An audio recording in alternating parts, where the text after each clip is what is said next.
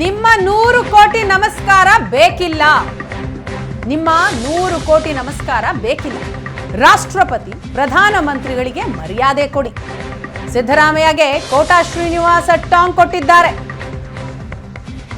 ನಿಮ್ಮ 100 ಕೋಟಿ ನಮಸ್ಕಾರ ಬೇಡ, ರಾಷ್ಟ್ರಪತಿ ಹಾಗೂ ಪ್ರಧಾನಮಂತ್ರಿಗಳಿಗೆ ಮರ್ಯಾದೆಯನ್ನ ಕೊಡಿ ಅಂತ ಸಿದ್ದರಾಮಯ್ಯನವರಿಗೆ ಕೋಟಾ ಶ್ರೀನಿವಾಸ ಪೂಜಾರಿ ಟಾಂಗ್ ಕೊಟ್ಟಿದ್ದಾರೆ.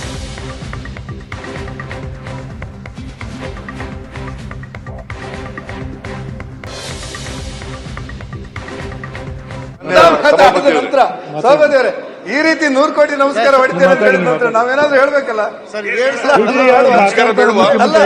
100 ಕೋಟಿ ನಮಸ್ಕಾರ ನೀವು ಹೇಳಿದ ತಕ್ಷಣ ಹೇಳ್ಬೇಕಲ್ಲ. ನಾವು ನಿಮ್ಗೆ 100 ಕೋಟಿ ನಮಸ್ಕಾರ ಬೇಡ, ದೇಶದ ಪ್ರಧಾನಿಯನ್ನ ರಾಷ್ಟ್ರಪತಿಯನ್ನ ಏಕವಚನದಲ್ಲಿ ಕರೆಯುವುದಾದ್ರೂ ನಿಲ್ಲಿಸಿಬಿಡಿ. ಗೌರವದಿಂದ ಮಾಡ್ತೀರಿ ಅಂತ ಹೇಳಿ ದೇಶದ ಪ್ರಧಾನಿಯನ್ನ ರಾಷ್ಟ್ರಪತಿಯನ್ನ ಮಾಡೋದು